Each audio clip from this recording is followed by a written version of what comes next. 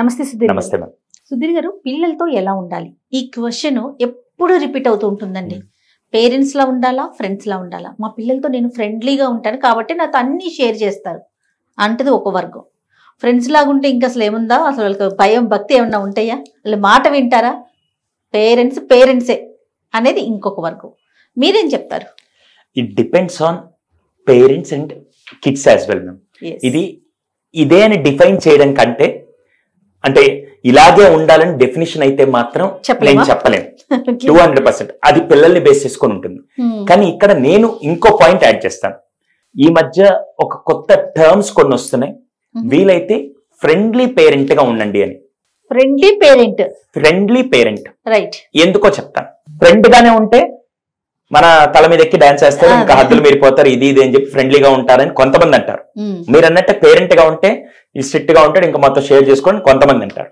Friendly parent అంటే ఏంటంటే, friend ఏం చేస్తాడు, మీరు ఏదైనా చెప్పంగానే వెంటనే అవునా మా అలా జరిగిందా, ఓకేలా ఏం కాదు, చెల్తా లైట్ రారా చూసుకున్న తర్వాత ఏముంది అని, నేను ఏదైతే ఒక ప్రాబ్లం అనుకుంటున్నానో, నేను తప్పు చేసినా రైట్ చేసినా నన్ను జడ్జ్ చేయకుండా నేను చెప్పేది వినేవాడు ఫ్రెండ్.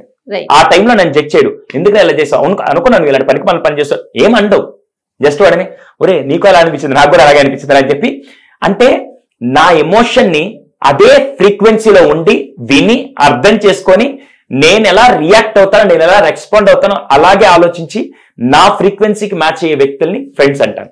ఇలా పేరెంట్ కనుక కంప్లీట్ గా ఫ్రెండ్ లాగా ఉండిపోతే ఎక్కడో 100%లో ఒక 10% మాత్రం పిల్లలతో బాగుండి, పిల్లలు కూడా దానికి అంతే ఈజీగా లైన్ దాటకుండా వాల్యూస్ ఇచ్చేవాళ్ళు కొంతమంది ఉంటే, మిగతా 90% మాత్రం ఇంకా దొరికారులో ఇళ్ళకి ఎట్ట కావాలంటే అంత చెప్పేసి చేసుకోవచ్చు అని చెప్పే విధంగా ఉండిపోతారు. ఇటుపక్క పేరెంట్కి వచ్చేసరికి కొంతమంది అంటే లేదు పేరెంట్ స్ట్రిక్ట్ గానే ఉండాలి, అసలు ఏం చేయకూడదు అని చెప్పి అసలు పూర్తిగా కనెక్షన్ డిస్కనెక్ట్ అయిపోయిన పేరెంట్స్ కూడా చాలా మంది ఉంటారు. అందుకే ఇప్పుడు తీసుకొని వచ్చింది ఫ్రెండ్లీ పేరెంట్. ఇది ఒక టర్మ్ గా చెప్తున్నాను, ఇదేదో ఇలాగే ఉండాలని కూడా కాదు, ఇది మళ్ళీ వయసుకి తగ్గట్టుగా ఉంటుంది. మీరు చెప్పేది ఎలా ఉందంటే నాకు మధ్య మార్గం, అంతే, ఇటు కాదు అటు కాదు, ఇద్దరిని కలిపి జాగ్రత్తగా బ్యాలెన్స్ చేస్తూ. ఎలా అంటే ఫ్రెండ్ అంటే లిజనింగ్, ఫ్రెండ్ అంటే అండర్స్టాండింగ్, ఫ్రెండ్. పేరెంట్ వచ్చి గైడెన్స్. ఇవి రెండు కలిపి ఇవ్వగలిగితే దట్స్ రియల్లీ ఫెంటాస్టిక్. ఫ్రెండ్ అంటే అర్థం చేసుకోవడం. ఇప్పుడు పిల్లలు ఏదైనా చెప్పే, పిల్లలు ఫస్ట్ నిజంగా చెప్పాలంటే ఏదైనా తప్పు చేసినప్పుడు వేరే వాళ్ళు వచ్చి నీ కొడుకు ఇలా చేశాడు, నీ కూతురు ఇలా చేసిందని చెప్పేదానికంటే, కొడుకో కూతురో ఇంటికి వచ్చి నన్న పొరపాటున ఈరోజు ఇది తప్పు చేశాను, సారీ నన్న ఇంకెప్పుడు చేయనని చెప్పంటే, ఈ రెండిట్లో ఏది ఆ తండ్రికో తల్లికో ఆనందం కలిగిస్తుంది? పిల్లలే వచ్చి చెప్తే.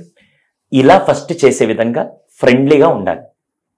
అంటే ఓకే నేను ఏదైనా పొరపాటు చేసి వచ్చి చెప్తే ఫస్ట్ నన్ను అర్థం చేసుకొని దాన్ని ఎలా కవర్ చేయాలి, దాన్ని ఎలా ఓవర్కమ్ చేయాలి, దాన్ని ఎలా హ్యాండిల్ చేయాలో మా పేరెంట్స్ నాకు చెప్తారనే నమ్మకం వాళ్ళకి రావాలి. అది ఎప్పుడు వస్తుంది?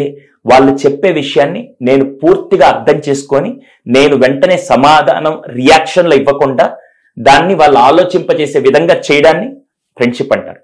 సో ఇక్కడ ఒక ఫ్రెండ్ లాగా ఉండండి, వాళ్ళతో వీలైనంత వరకు అండర్స్టాండింగ్ చేసుకుంటూ కనెక్షన్ పెంచుకుంటూ ఇలా ఉండండి. సెకండ్ పార్ట్ గైడెన్స్కి వచ్చేసరికి నీట్ గా గైడ్ చేయండి. ఎలా అంటే, ఓ నువ్వు మిస్టేక్ చేసావా, సర్లే వయసు ప్రభావం అప్పుడప్పుడు ఇలా జరుగుతూ ఉంటుంది, ఇప్పుడు దీన్ని ఎలా ఓవర్కమ్ చేయాలనుకుంటున్నావు, నీ దగ్గర అసలు ఏమో ఆలోచన ఒకసారి చెప్పు, ఇదే సమస్య వచ్చినప్పుడు నువ్వైతే ఎలా హ్యాండిల్ చేస్తావు నాకు చెప్పు. ఒకవేళ నీకు స్టిల్ నాకు మైండ్ పనిచేయట్లేదు, నాకు ఏం చేయాలి అర్థం కావట్లేదు అంటే, నేనేమన్నా ఐడియాస్ ఇవ్వమంటే నేను ఇస్తాను, కానీ ప్రాబ్లం నువ్వే సాల్వ్ చేసుకోవాలి. నీకు ఎక్కడైనా, ఎందుకంటే కొన్నిసార్లు ఏంటంటే ఎప్పుడైనా సడన్ గా మనకి భయం వేసినప్పుడు లేకుంటే ఏదైనా జరిగినప్పుడు మైండ్ వెంటనే సడన్ గా మీరు వెళ్తున్నాం మ్యామ్ రోడ్డు దాటినప్పుడు కారు ఇలా రాగానే వెంటనే ఒక్కసారి స్టక్ అయిపోతాం. ఆ టైంలో మనకు బ్రెయిన్ ఏం పనిచేయదు, ఒక్క సెకండ్ ఫ్రీజ్ అయిపోతాం. అలా నీకు ఈ సమస్య వచ్చినప్పుడు నువ్వు ఫ్రీజ్ అయిపోయి ఉంటావు. కొన్నిసార్లు నువ్వు అవుట్ ఆఫ్ బాక్స్ వచ్చి కూడా ఆలోచించలేకపోవచ్చు. ఈ రోజు ఒక తండ్రిగా నాకు కొద్దిగా ఎక్స్పీరియన్స్ ఉంది కాబట్టి ఎక్కడైనా నాకుండే ఆలోచన నీకు సొల్యూషన్ అవ్వచ్చు. ఇప్పుడు ఏం చేస్తున్నాను, నీ కోణంలో నువ్వు ఆలోచించు, ఒకవేళ స్టిల్ కావాలంటే నేను సపోర్ట్ చేస్తాను అని ఒక గైడెన్స్ ఇస్తే అప్పుడేమవుతుందంటే ఫ్రెండ్లీ పేరెంట్. అంటే ఇక్కడ ఫ్రెండ్ గా నేను అర్థం చేసుకుంటున్నాను, పేరెంట్ గా గైడ్ చేస్తున్నాను.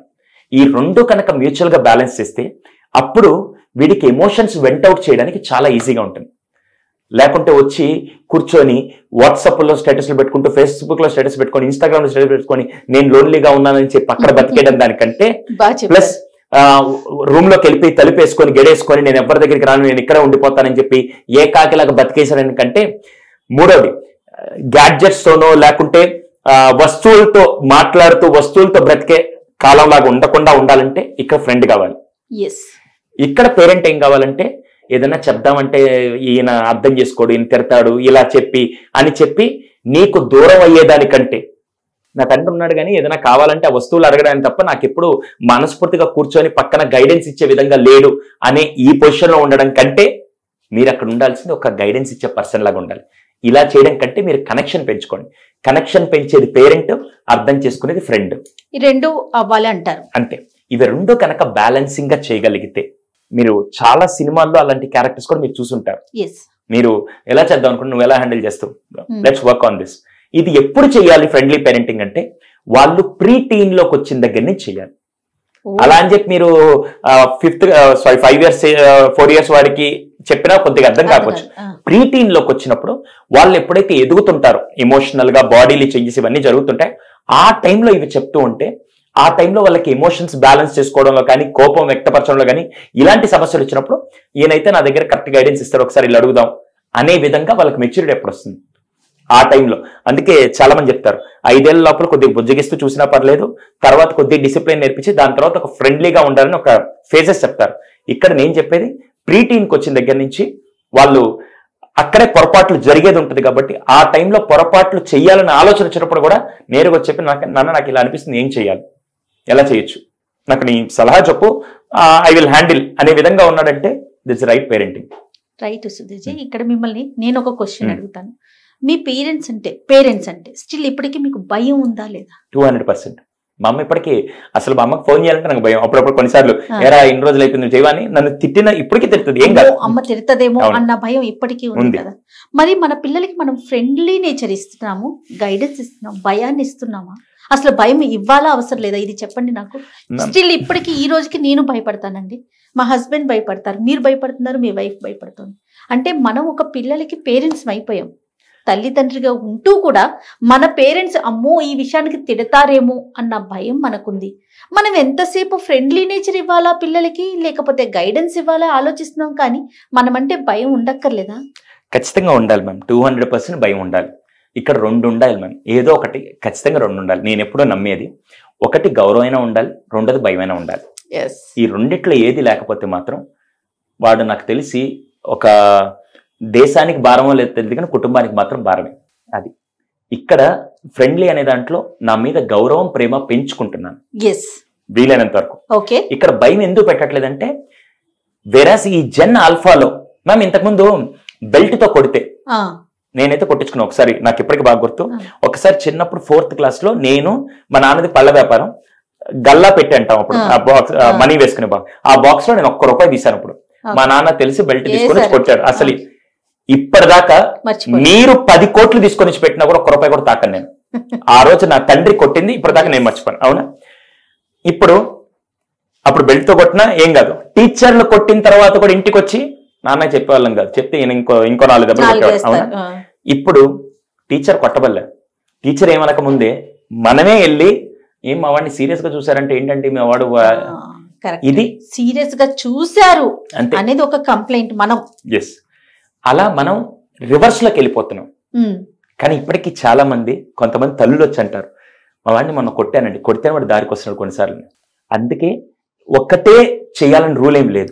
ఇది కూడా నేను చెప్తాను. కొంతమందికి కొన్ని ఇప్పటికీ కూడా మళ్ళీ ఇది వీళ్ళు చూసుకొని కొట్టాలా తిట్టాలని రూల్ ఎక్కడ చెప్పట్లేదండి. Based on your kids nature. కొంతమంది ఇప్పటికీ కొట్టకుండా ఇలా అనంగానే నీట్ గా చేసుకునే పిల్లలు ఉన్నారు. కొంతమందికి కొద్దిగా భయం పెడితే చక్కగా నిలబడే వాళ్ళు కొంతమంది ఉంటారు. అందుకే ఒక పెద్ద ఆయన చెప్తూ ఉంటారు నాకు, మా ప్రొఫెసర్ ఆయన, చెట్టు ఇలా పెరుగుతున్నప్పుడు చెట్టు పడిపోకుండా కర్ర పెడతారు. ఆ రోజుల్లో ఆ బెత్తం ఉంది కాబట్టి మనందరం సమాజంలో ఆ విలువలతో ఇలా ఉన్నామంటే కారణం, సంస్కారవంతంగా ఇంత గౌరవంగా ఉన్నామంటే కారణం ఆ రోజు ఆ బెత్తం అనే భయంతో ఈరోజు ఇలా ఉన్నాం. ఈరోజు ఆ బెత్తం అనే భయం లేకే కొంత వయసు దాటిన తర్వాత పోలీసు వాళ్ళ లాఠీల వల్ల భయం తెచ్చుకోవాల్సి వస్తుంది. Yes yes. లేకపోతే అసలు పిల్లల్ని ఎలా పెంచాలి అనే దాని గురించి డిస్కషన్స్ ఏంటి అంతే. సుధీర్జీ? Seriously. చెప్పండి. నేను అడగటం ఏంటి, మీరు చెప్పటం ఏంటి? 200%. గంపెడి సంతానం కనేవాళ్ళు కదండి, ఎలా పెంచేసేవాళ్ళు, ఎలా పెరిగిపోయేవారు. కానీ రోజులు చూడండి ఎలా అయినాయో. అంటే వీటి గురించి మాట్లాడుకోవాల్సిన పరిస్థితి నిజంగా వచ్చింది. అంటే మార్పు దాంట్లో మంచి మార్పు కంటే వీళ్ళని తప్పుదోవ పట్టించే మార్పులు చాలా వచ్చేసినాయి కాబట్టి వాళ్ళని సరైన మార్గంలో తీసుకెళ్ళడానికి ఇటువంటి ఇప్పుడు అవసరం. రైట్, అందులో భాగమేనేమో బహుశా పేరెంట్స్ తీసుకురావడానికి కూడా కారణం ఏంటంటే ఇన్ని ఇబ్బందుల మధ్య, ఇన్ని బిహేవియర్స్ మధ్య, ఇన్ని చేంజెస్ మధ్య ఆ పిల్లల్ని ప్రతి తల్లిదండ్రులు కోరుకునేది వాళ్ళ గొప్ప వ్యక్తిత్వంతో పెంచాలని. ఆ వ్యక్తిత్వాన్ని మనం ఇవ్వలేకపోతున్నాం కాబట్టి పేరెంట్స్ అలా వచ్చి ఆ వ్యక్తిత్వాన్ని పిల్లలకు అందించడానికి ఈ 8 నెలల ప్రోగ్రామ్ లో పేరెంట్స్ కి ఎప్పటికప్పుడు సలహాలు ఇస్తూ, పేరెంట్స్ కి ఎప్పటికప్పుడు సూచనలు ఇస్తూ, పేరెంట్స్ కి ఎప్పటికప్పుడు మార్గనిర్దేశం చేస్తూ వాళ్ళ ఆలోచన విధానం మార్చడానికి ఈ పేరెంట్స్. సూపర్ అండి, సూపర్. రైట్ అండి. Thank you.